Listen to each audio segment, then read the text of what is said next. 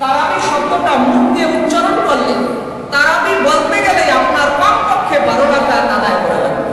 আল মুসাল্লি ওয়াসাল, এটা আরবি ভাষার বিখ্যাত অভিধান প্রবন্ধ।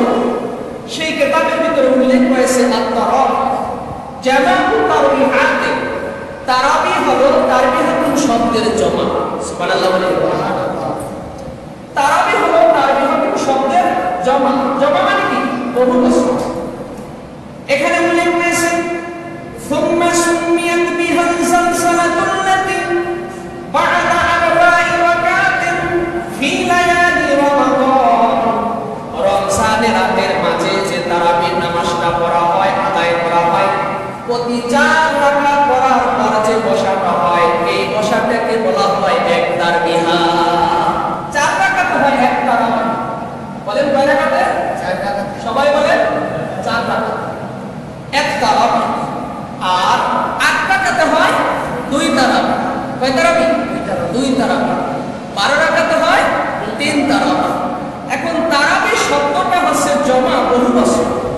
আর এখানে যদি আপনি 8 রাকাত পড়েন তাহলে তারাবি শব্দটা ব্যবহার করতে পারবেন না, কারণ তারাবি শব্দটাই হচ্ছে বহু বচন, 12 অধিক। এখন আসেন আরেকটি উদাহরণ আছে, সেটা আরবি ভাষার বিখ্যাত অভিধান লিসানুল আরবি।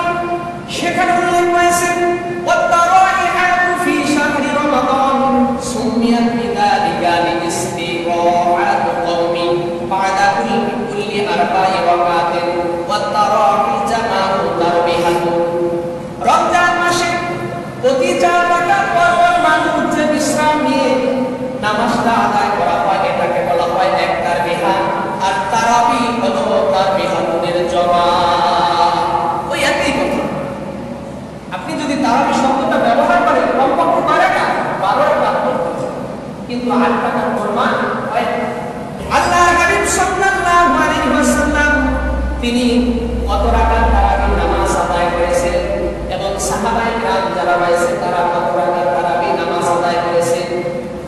সুনানুল কুবরা ইমাম বাইহাকী রাহিমাহুল্লাহ দ্বিতীয় খণ্ডে 496 পৃষ্ঠায় 4393 নম্বর হাদিসের ভিতরে উল্লেখ হয়েছে এবং মুসনাদে ইবনে জাবের ভিতরে হাদিস খানা উল্লেখ হয়েছে। অসংখ্য কিতাবের ভিতরে এই হাদিস খানা উল্লেখ হয়েছে।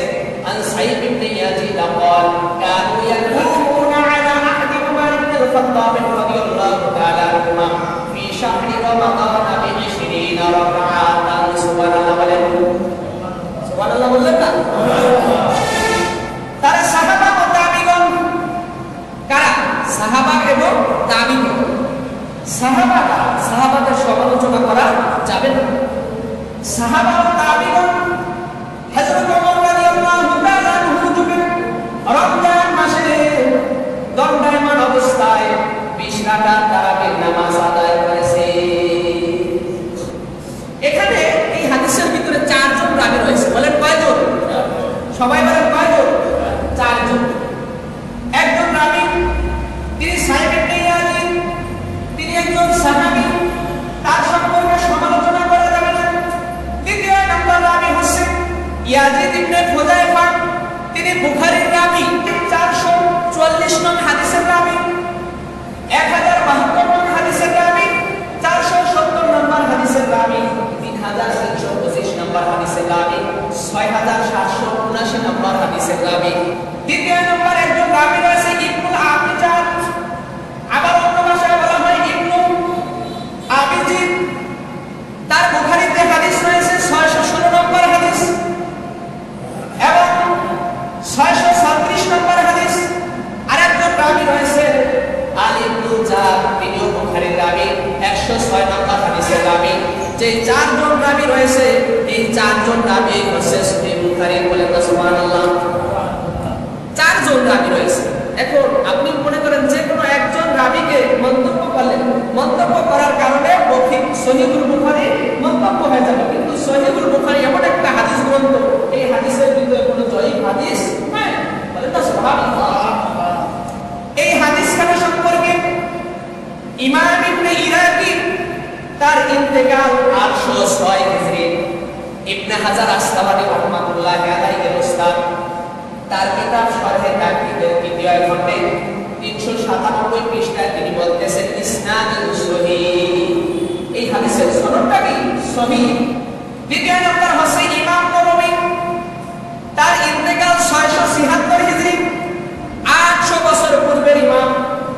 তিনি ইমাম নববী এমন একজন ইমাম, তিনি তার 3 লক্ষ হাদিসের হাফেজ ছিলেন।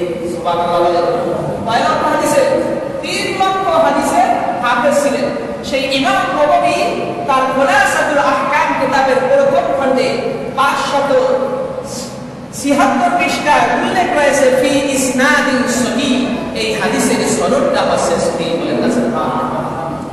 আসুন আমরা এখন দেখি ইমাম তাকিউদ্দিন আশ-শুবকি, তিনিও বলতেছেন ইসনাদিন সহিহ, এই হাদিসের সনদ সহিহ। সবাই মন্তব্য করতেছে এই হাদিসের সনদ হচ্ছে সহিহ। কয় রাকাতের হাদিস? 20 রাকাতের হাদিস, 8 রাকাতের হাদিস নয়। আরেকজন ইমাম, ইমাম সায়রী, তার 600 বছর আগের ইমাম, তার কিতাব নাজমুর রায়ার দ্বিতীয় খণ্ডে 151 পৃষ্ঠায় ইমাম সায়রী তিনি নববী পড়াতে বলতেছেন ইসনাদুন সহিহ, এই হাদিসের সনদটা হচ্ছে সহিহ। বলেন না সুবহানাল্লাহ।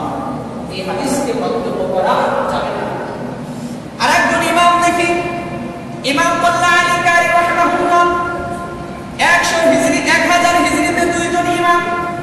একজন হচ্ছে আল-ফিসানি, তিনি ভারতের ইমাম।